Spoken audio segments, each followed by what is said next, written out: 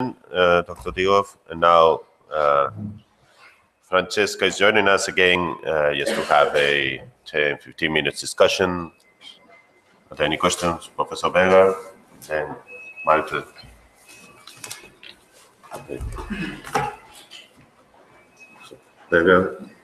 Okay, thank you very much for. Thank you very much for two fascinating papers. Really interesting, I think, all of these discussions. I have got more a comment, I think, than a question, because what, to me at least, was most striking was how volatile all of these conceptions of regionalism, federalism, autonomy, minorities, nationalities actually are. But it seemed, at least to me, that the elephant in the room is always nationalism, and how to avoid the kind of more negative sides of nationalism. In a way, I think what all forms of collective identity are often based on is that they imagine the collective as endangered. And that's true for minorities, that's true for sub-state nationalities, that's true for majority nationalisms. And out of this sense of endangerment, the kind of construction that the nation is in danger, or the nationality, or the minority, I think comes this potential for violence that is inherent in all of these movements. So whether we're talking about minorities, about sub-state nationalities, or about nationalisms, majority nationalisms, I think because of that basic link between the imagination of endangerment and violence, all of the proposed solutions, autonomy, federalism, etc., are not necessarily remedies. So you could say all of these people were really barking up the wrong tree. Okay. Well, Job is here, and then Malte, and then you. Thanks very much. I too was very grateful to both papers. I learned a lot. To Francesca, the question might be to which extent indeed there is an opportunist readjustment after 1918 for things that have a pre-1918 run-up. And you trace that in the case of Roussillon and others, and certainly for the Bretons. I mean, they have a very, very strong anti-French policy during the Troisième République, and you know, they're obviously trying to rephrase or recast their agenda in the terminology that is now acceptable after 1918. So I was wondering what you know, how much opportunism and sort of self-reinvention was involved in certain of the cases that you mentioned. And for Stefan Dirov, this was absolutely fascinating. I was wondering if you could map the divergent usage of minority and nationality, not just on the various treaties or usages or applications, but also to the groups involved. I noticed that the Bretons are very absent in all these things. Certain dogs are significantly not barking in this whole, you know, carnival of minorities or ethnicities that we see. But are the Germans ever a minority, or are they always a nationality? And so is there a preferential usage to certain ethnicities, whether they are described as a minority or a nationality? Could you map it in such a way, and do you think there might be meaningful patterns emerging from that? Okay, that's it. Thank you. Yeah, thank you also for the excellent papers. And I want to take up Job's question and maybe ask you to map, even to go further with this and to have a closer look whether the whole argument of the nation state being a precondition of the minority concept works. I kind of, Stefan, understood your argument that you're skeptical about it, so I would like to learn more. But I mean, there is some, obviously, if you're taking up the task of mapping it, there is obviously some connections to it, that these new nation states, you know, are made to operate with the minority concepts, while other empires, and you can take Spain as an empire, do not use the terminology. And as for the Russian case, of course, the minority, there is some truth to the argument that the minority question does not make sense in a multinational empire where you don't have a majority. We were talking about it yesterday, you know, where the Russians are only a minority. So you have a severe minority conflict there. So to learn more about it is this, and the democratic also, there may be the link with the nation state with the democratic structure of, you know, elections where you have a majority and minority, but in the case of nationalities, this will never change in a nation state if this is somewhat interconnected. So this is just the first question. The second goes to the whole debate on population policies in the sense of exchange of population. We know that your countrymen, I just can't come out with its name, but we all know I'm talking about, mentioned that for durable peace, I think you wrote it in Bern in 1915 or 16, you need massive population exchange. And then we all know about Lausanne and the treaty and Turkish-Greek War. But do these ideas play any, do these notions of population exchange as a method to create a durable peace play any role within your institutions and the arguments you were, or the debates you were looking at? Okay, that's another question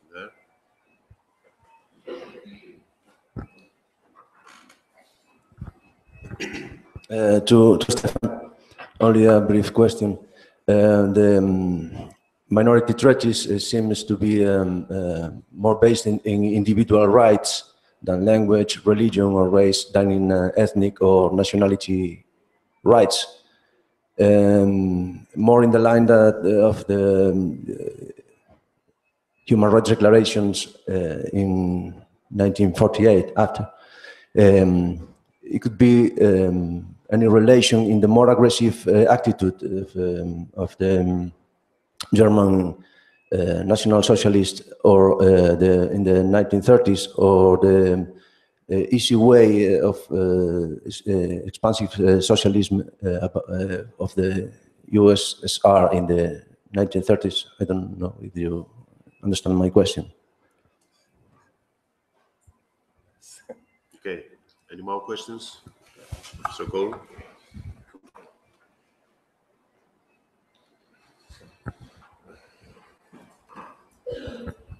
Yes, likewise. Thank you very much for two interesting papers. Question first of all to Stefan, to do with the question of the influence of discourse from Austria-Hungary on this process. I was wondering how far, in terms of solutions being offered, the compromises that are drawn up in sort of the period after 1900 act more as a reference than the Austrian Constitution of 1867. Obviously, the Moravian Compromise, for example, or Bukovina, 1910, and so on. And partly linked to that would be the issue of Jewish nationality, in the sense that prior to 1918, there is no category of Jewish nationality in the Austro-Hungarian censuses. So what is that taken then to mean after 1918? I mean, Jewish nationality or Jewish nationalism before 1918 is obviously linked to Zionism. So in what sense does that act after 1918? And then to Francesca, I was interested in learning a little bit more about the political implications of some of these micronationalisms. In other words, my sort of chronometer is asking which phase are these micronationalisms at concretely after 1918 in terms of being mass movements which are also gaining mass political support in electoral terms, and connected to that, what role foreign states may play in the cultivation of these movements, and for that reason then how far are they comparable with what is happening in Central and East Central Europe? Okay. I cannot resist the temptation to put a couple of questions as well. I mean, to Francesca, well, actually it had a big question, but you don't need to answer it. I mean, I was wondering whether you could give some common patterns of the concrete impact of the nationality discussions, principal nationality, matching the line with Professor Koh's question on all this micronationalism. But the second thing is that, as far as I know, I don't know whether you share my view, actually states matter a lot. I mean, the fact that French Catalanists or French Basques or even Bretons share a similar education, share a similar frame of meanings imposed by the French education systems and French intellectual environment, also determine that when they frame their territorial claims, they may appeal to Trans-Pyrenean or Pan-Celtic identity, but actually they were very French. They all read Jean-Charles Prang. They all refer to the regionalist principles of put forward by the Fédération Régionaliste Française. And in the 1930s, for instance, the discourse of Basque nationalism in France has nothing to do with the discourse of Basque nationalism in Spain. They don't simply communicate each other. They appeal to each other, but they're playing with an image. A very concrete question. Actually, what was spoken now, if I'm not wrong, was Occitan, or as an Occitanian dialect, wasn't it? In Aosta, or was it High French? French. It's actually French, because I always had the impression it was a kind of double invention of ethnicity. I mean, they refer to High French, but they actually, I mean, if they refer, they wanted to claim what, I mean, the linguistic rights of the people of Aosta, they should begin with identifying the language as Franco-Provençal. And another question for Stefan, obviously. Could put you many questions, but just two remarks. I mean, this strategic, I fully agree with you. There is a strategic use of the terms nationality and minority, and you have it the other way around. I mean, people, particularly Catalans, use the term minority in international discussions because they need a kind of international legitimization, but they always explain in Catalan newspapers and Catalan discussions that this is just a strategic choice, because minority rights enjoy a certain level of international protection or recognition, and minority law is an emerging field. But it's interestingly enough, the vice president of the Congress of European Nationalities, as you know, was a Catalan lawyer, Francesc Maspons. In 1931, after the Spanish Second Republic was proclaimed, he launched an offensive to achieve a status of free association for Catalonia, just imitating the example of the Irish Free State. And he said, well, if we, and this free Catalan state associated to the Spanish Republic would adopt internally minority rights for protecting Castilian-speaking minorities.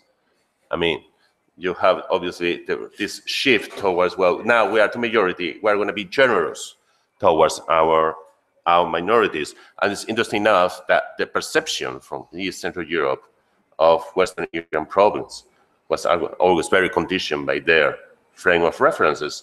You mentioned Amendes' trip to Spain in 1933.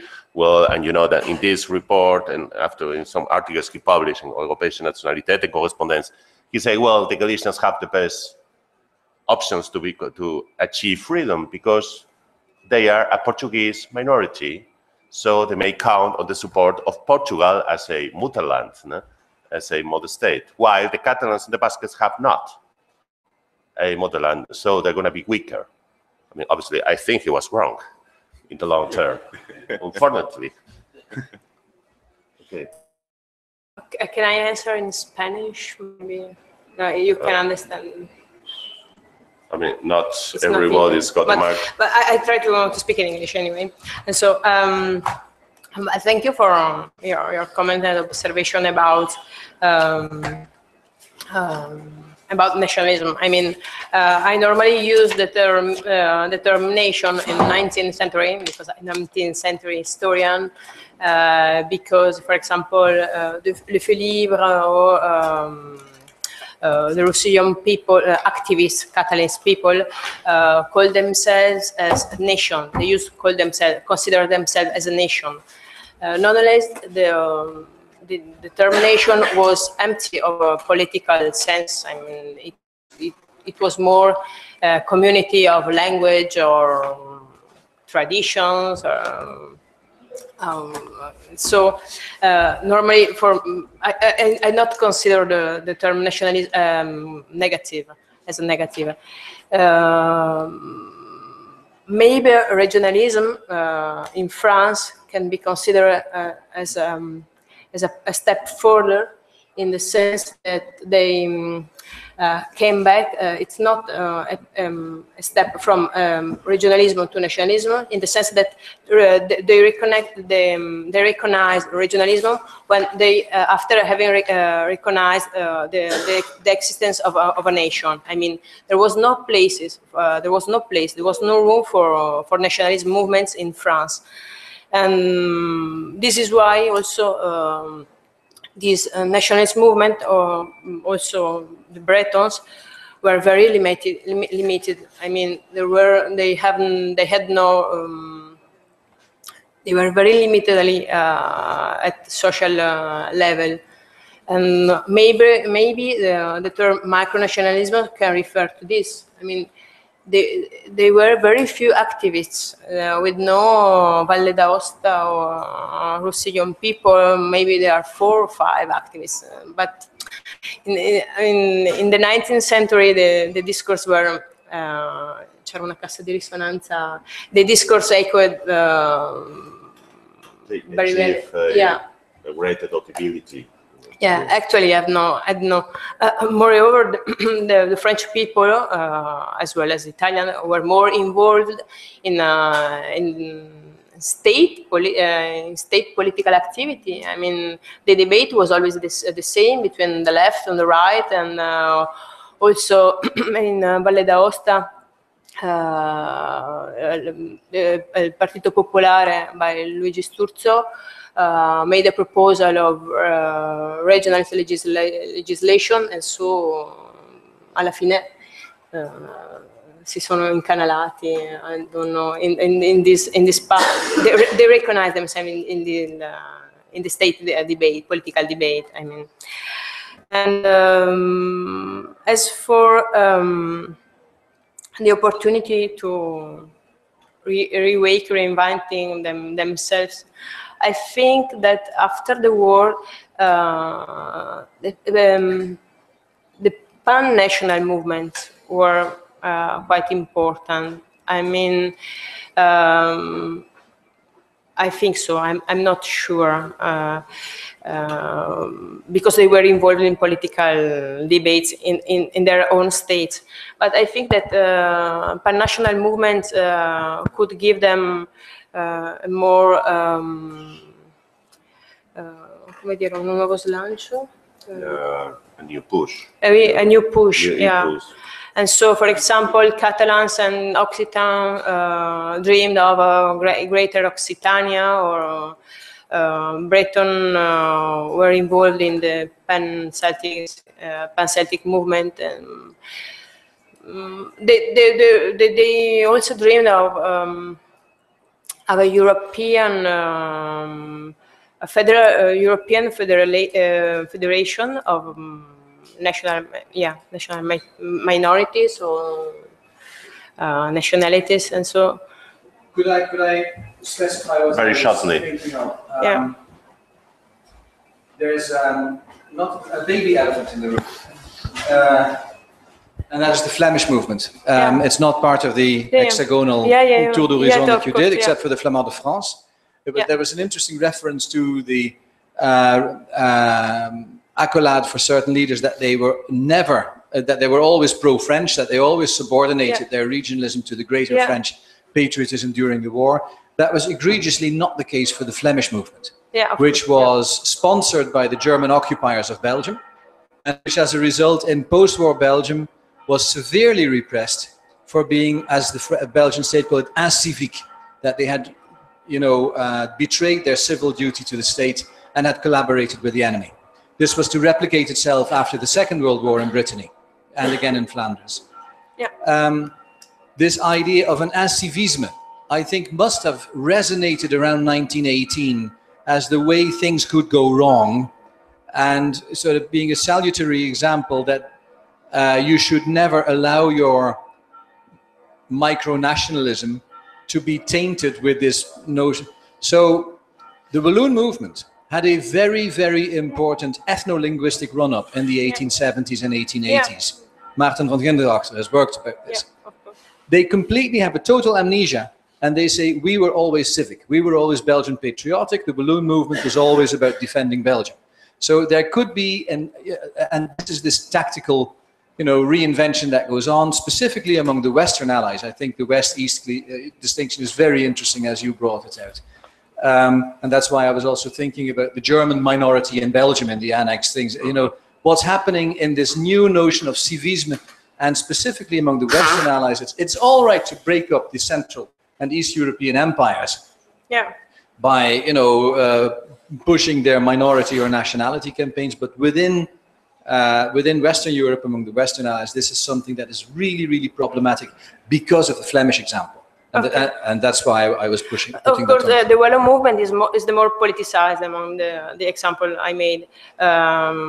Also in France, in the 60s and the 70s, the debate on regionalism arose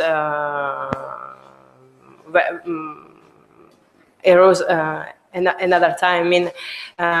But the debate in France and in Italy among the Valdostans is the affair of very few people. Very few intellectuals, very few activists. The Walloon movement is completely different. I agree with you, and so thank you. With no popular support. However, in France, they have no. Yeah, actually, they have no population support. In France, you have at the end of the 1920s, you have the secession movement, and the secession movement has popular support and actually influences the whole discussion on minority and nationality issues within France. They also adopted the vocabulary of national minorities, etc. Comité Central de Minorité Nationale de France, or even as Louis Le Fur, a French lawyer who was a specialist in minority rights as well, published a pamphlet, the L'Occitanie Minorité Française. And this launched a political scandal. Because, how do you dare to affirm that within France there are national minorities? Anyway, this was as a marginal comment. Do you want to continue? No, it's okay. Thank you. Okay. So I can jump in to explain. Of course, German minorities from France and Belgium did not participate in this Congress of European Nationality for a strategic reason.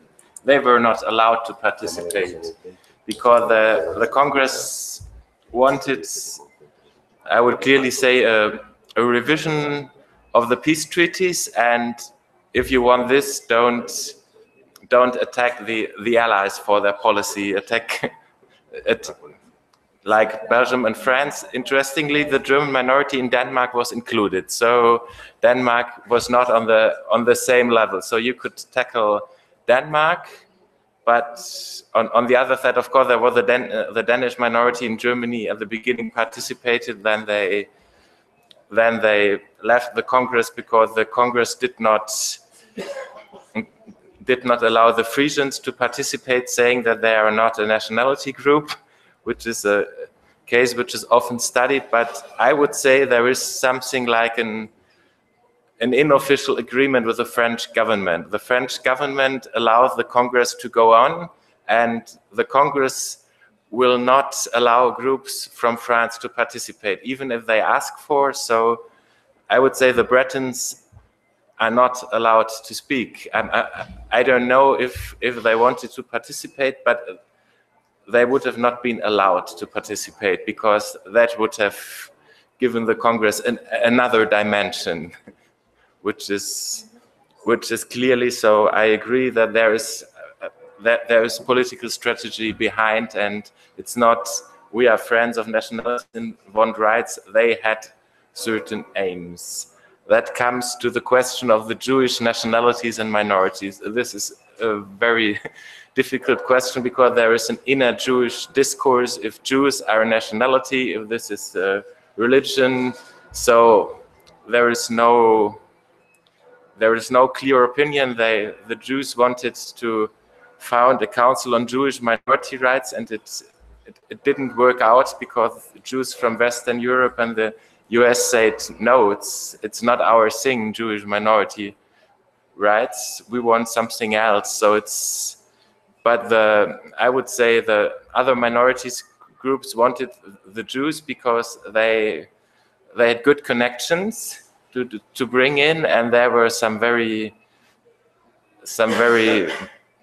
interesting thinkers like Robinson, a lawyer from the Baltic countries, who edited a bibliography with writings on minority and nationality questions. I think he could read 20 languages or something, including Hungarian. So that was something, the intellectual potential of the Jews to participate in the discussion was, I would say, was interesting for them, and the other nationality groups that could not participate, they could have profited, but they wouldn't have brought something in, I would argue. So there is always the strategy, but it's very clear that Alsatians are not allowed to participate. Even if they are in the German framework, they participate, but not on the international level. This is a question you should not address. And for the other questions, population exchange is not debated as a solution. In Europe, it's debated for Assyrians, for example. In Iraq, they say, okay, minority rights don't work in the Near East. They are just barbarians and they slaughter each other. So population exchange is the only solutions. But when it came, who will take the Assyrians, nobody volunteered in this. The British were saying, okay, French colonies, the French, let's take British colonies, or let's send them to Latin American countries. There is space left. So you can see but it's not for Europe. This is because Europe is a civilized continent. This is the framework. Europe is able to find solutions and will not end in slaughter and ethnic cleansing. That this changes during the Second World War. And of course, if you look in the book of McCartney on national states, he discusses it as a possible solution, but rejecting it. What he discusses is, of course, the national state, and the empire, the Soviet Union, is always presented as a model that works. Then we're saying we are not communists, but the same is for Oskar Janowski in 1945. In principle, he praises the Soviet nationalities policy, then saying, okay, I'm not communist because the Cold War starts, and you cannot advocate the Soviets as an example, but it's discussed, it's always present. And from the side of the minorities, of course, democracy is seen as a bad thing. As long as there is democracy, they will be in the minority, so democracy is not a guarantee of freedom for them. That explains why a lot of minority politicians turn to more radical solutions. But on the other hand, they advocate things like a Ständestaat or something where they have guaranteed rights. So it's a little bit pre-modern solutions they're looking for. But a lot of politicians say, yeah, democracy is a problem for us, and we'll never have complete freedom in democracy. This is of course true, but yeah, the other question for the perception of the Austrian compromises, it's for Austria, cultural autonomy is of course the model that is debated and that the Germans advocated after they introduced it in Estonia. The Jews are interested in this autonomy, but other minorities are not. Like the Slovenians in Austria rejected, and the Austrian state wanted to vote a law, and the Slovenians and the Croatians said, no, we don't want this cultural autonomy. We don't want to have a mark on the head that we belong to a minority. Then we will be discriminated if there is a national register. We don't want the register and the passport. If we then apply for a job, we won't get it. If it will worsen the situation. So that was not somehow debated to have something like the Moravian Compromise or something that was, in fact, it turned out too complicated, I would say. These were highly complicated solutions, and so it's just to answer. And of course, I agree. The problem there is nationalism. That was when I had the. I'll just find it if you have the quotation from Gilbert Murray, you see it. The problem is political and economic nationalism. And Ernest Beauvais, the Swiss, I could give a quotation before he resigned his work. He was very frustrated. Then he said, "Minorities will always be victims, no matter what we do. There is no help." So this is of course the other side. They didn't find a workable solution to give minorities or nationality groups a secure life in the age of nationalism. That could be the sad solution. You could look to other frameworks to make it more positive. There were situations like in Estonia, the cultural autonomy worked relatively well. The Germans were satisfied. The Russians also participated. And there were a lot of parties who participated in government, which is a completely different way. Paul Schiman was even offered the office of the prime minister in Latvia, but he said no, that would never work. He rejected. But you see, there were other ways just to normally cooperate. We have this example of agrarian parties. Why should not all agrarian parties work together for agrarian interests and just break up the minority majority and make it interest of rural populations against towns? And there were ways to look for other solutions, but history went a different path. Yeah. Well, this is what the Quebecois have called the minority trap. You are always in a minority, even in democratic states, in very democratic states and federal states. Okay, thank you very much for this interesting discussion. We are actually over time, so I would propose that we make a shorter break, for 15 minutes break. I will meet here again at 12:15. Quarter past.